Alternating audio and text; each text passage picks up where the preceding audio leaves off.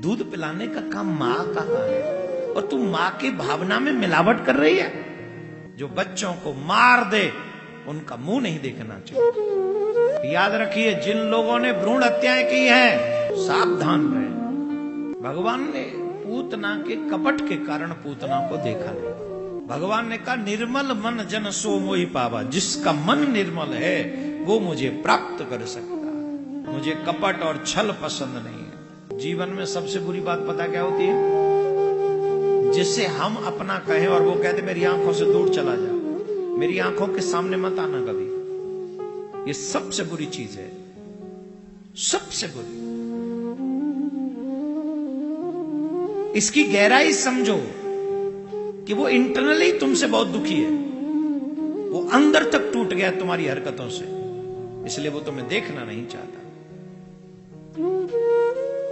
हाँ या ना? पूतना के लिए आंख बंद कर ली ठाकुर जी ने। इसका मतलब यही है, तुझे देखूंगा नहीं। क्यों? कितना कपट है। बच्चे को जहर पिला रही है, कितना कपट है। जैसी है वैसी आई भी नहीं है, भेष बदल के आई है। दूध पिलाने का काम मां का है और तू मां की भावना में मिलावट कर रही है। जो बच्चों को मार दे उनका मुंह नहीं देखना चाहिए। याद रखिए, जिन लोगों ने भ्रूण हत्याएं की है सावधान रहे। भगवान को बच्चों को मारने आई थी तो भगवान ने मुंह नहीं देखा। उनका क्या होगा जो बच्चों को मार के बैठ के कथा सुन रहे हैं? बोलो।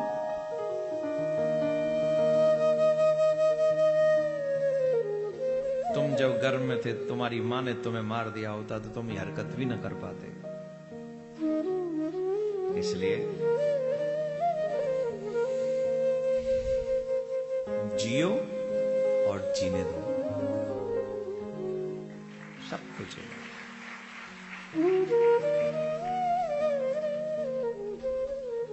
भगवान ने पूतना के कपट के कारण पूतना को देखा नहीं।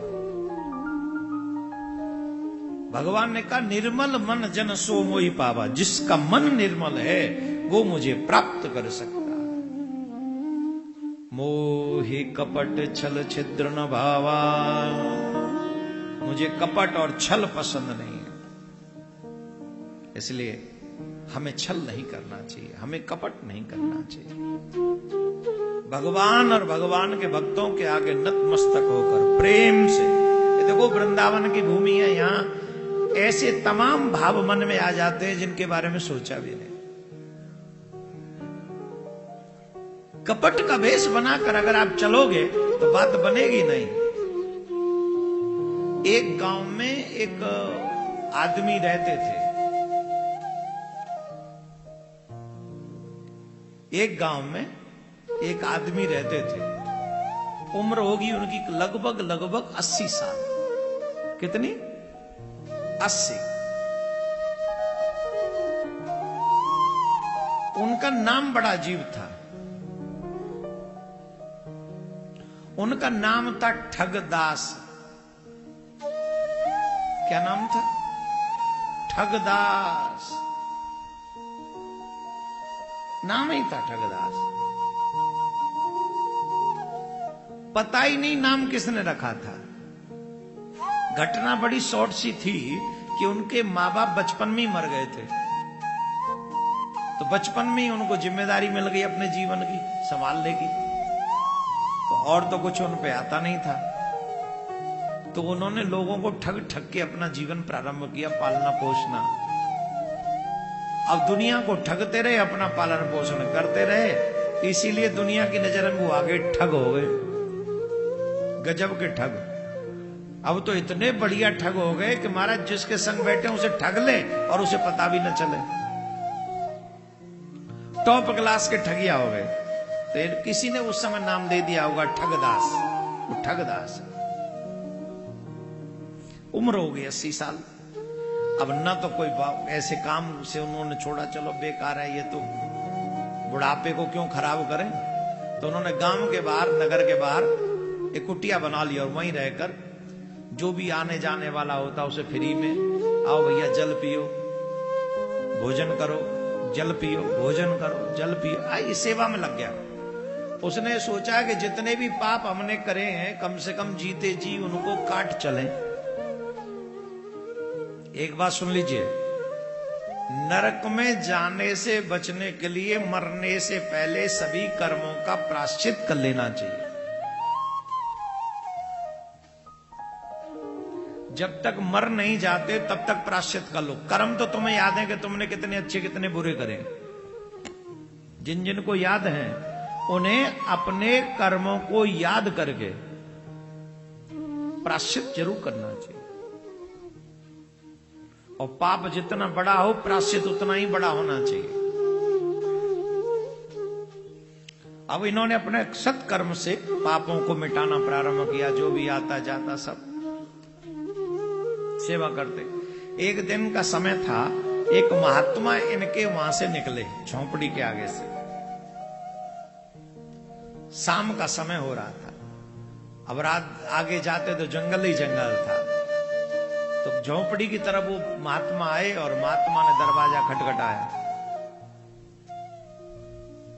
महात्मा ने जब दरवाजा खटखटाया तो इन्होंने दरवाजा, कुटिया का दरवाजा खोला। कहने लगे, भैया यहां से हम जा रहे हैं, अब हमको लग रहा है आगे अंधेरा हो जाएगा, जंगल में कहां जाएंगे, हमें थोड़ी देर कुछ अगर कहो तो रात यहीं रुक जाएं। बोले, महाराज मेरा सौभाग्य। किसके यहां? ठगदास के यहां। महाराज मेरा बड़ा सौभाग्य, आप रुकिए, बड़ा अच्छा होगा, आप प्रसाद यहीं पाइए, जल पीजिए। सुंदर चटाई बिछा दी, भोजन कराया, जल पिलाया और महात्मा उसी कुटिया में सो गए। सो गए महात्मा। अच्छा, कुछ भी हो, महात्मा जब सोए तो उसने देखा कि महात्मा कर क्या रहे हैं। महात्मा ने अपनी जटाओं में से एक पोटली निकाली। पोटली निकाली, पोटली खोली और वो सोने की मोहरें थी उसमें।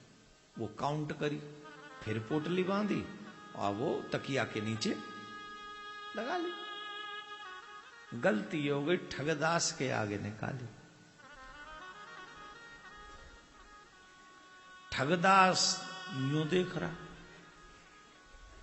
छोड़ बैठा था सारा काम, छोड़ बैठा था, आराम से छोड़ के जंगल में बैठ के भजन कर रहा था। अब सोने की असर भी दिख गई। ठगदास तो ठगदास, बोले सो तो गए। महात्मा जब खर्राटे लेने लगे नींद में तो ठगदास गया सिराने की तरफ। पोटली तो पता है कहां है, बाबा के बालों पे हाथ फेरा उसने कि जटान में और कछु है कि ना है, कि जी है। पता लगा जी है। पोटली वहीं रखी है, छोड़ दी वहीं, छू छा के वहीं देख लिया, छोड़। सुबह महात्मा, अच्छा भैया बड़ा ही सेवा, ओ भोजन करो महाराज, जल पियो, पी लो। अच्छा लाला अब हम चलते। महाराज पाना बार बार 2-4 कदम आगे बढ़े, झट हल्ला मचा लिया। अरे देखो देखो ये डोंगी बाबा जा रहा, अरे देखो ये बाबा मेरा बड़ा छलिया है, बड़ा डोंगी है। गांव के 10, 15, 20 लोग इकट्ठे हो गए। क्या हुआ क्या हुआ क्या हुआ? अरे बोले मेरे सोने की मोहरें लेके जा रहा है। कैसा? बाबा का भेष बना रखा, बड़ा ढोंगी आदमी।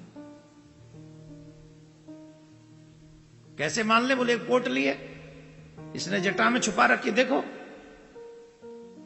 उसमें इतनी मोहरें हैं। सबने वो टटोली तो पोटली मिल गई, गिनी तो उतनी। बाबा ने कहा ये ठीक नहीं है। अरे ये बात सही है इसकी। तो बाबा ने ज्यादा प्रतिरोध नहीं किया, बोले ठीक है ले लो ले लो। पोटली लेके वो ठगदास बोले आजकल किसी पे भरोसा करने का समय नहीं रहा। बताओ, रात हमारे यहां रुके, भोजन करो और हमारी सोने की असरफी लेके जा रहे, अरे राम राम राम राम, सब बदल गया, कलयुग आ गया लगता है। आदि आदि का वो ठगदास कहता हुआ झोंपड़ी में चला गया, दरवाजा फेर लिया।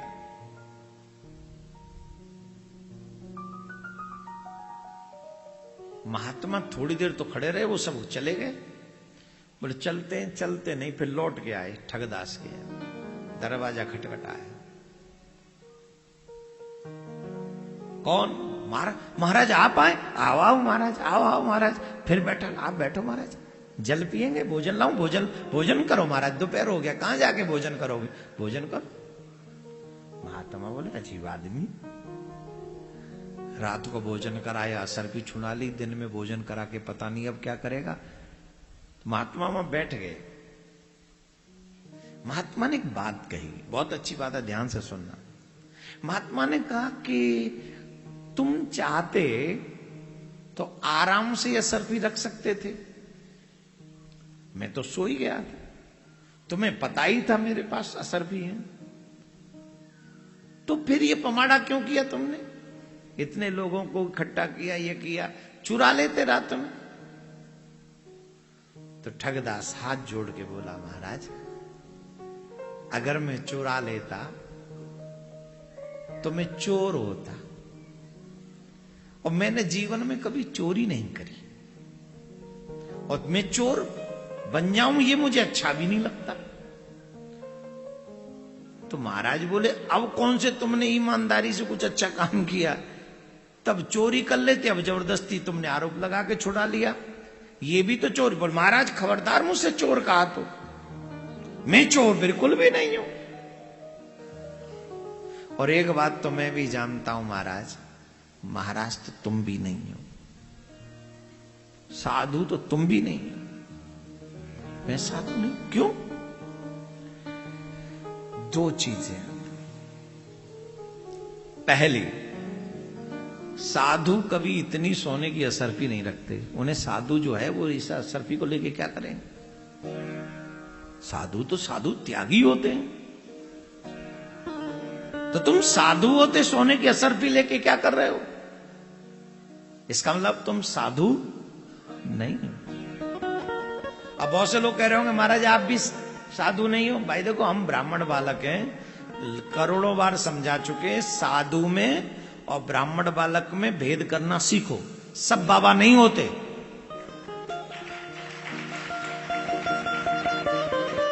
ये बहुत गंदी बात है। हम लोगों को जब कोई गाड़ियों में चलते हुए देखता है, आते जाते देखता, अरे ये कैसे बाबा हैं? काहे के बाबा हैं रे? त्यो बाप होगो बाबा, हम तो ना है।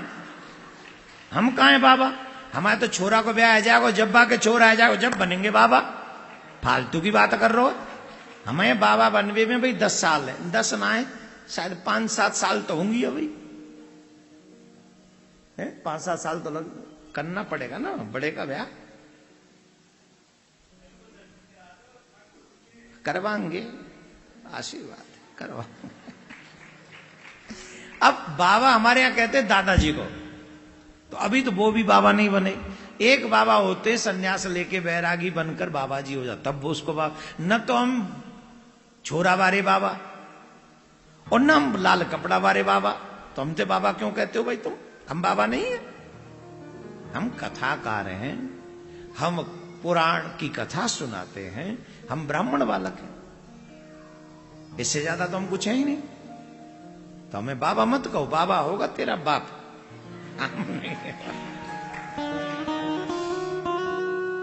समझ गए? मैं ये बात इसलिए कह रहा हूं कि बाबा में, साधु में, त्यागी में, महात्मा में भेद होता है। आप उस भेद को समझो। वहां पे जो बाबा कह रहे हैं ना, वो ठगदास जो कह रहे, कितनी गजब की बात कर रहे हैं। अगर तुम बाबा होते तो ये असरफी रखते ही नहीं। बाबा तो जिसके घर चले जाओ भोजन करते रहे और आगे बढ़ जाते। उन्हें धन से पैसा पापी साधु कुम परस लगावे पाप। साधु के लिए तो पैसा पाप है। जो साधु पैसा रखने लग जाए वो साधु नहीं हो सकता, पाप ही करेगा कभी ना कभी। इसलिए समझिए आप। बोलते आप साधु तो नहीं। दूसरी बात एक और है महाराज, तुम साधु के वेश में मोते बड़े ठग लग रहे हो मुझे। क्यों? बोले आपके बाल भी नकली हैं, ये जो जटा धर रखी ना अपने माथे में असली नहीं है। और जब मैंने आपकी जटाएं देखी नकली हैं, तब ही समझ गया था कि आप साधु नहीं। चले जाओ, आप भी ठगदास ही हो।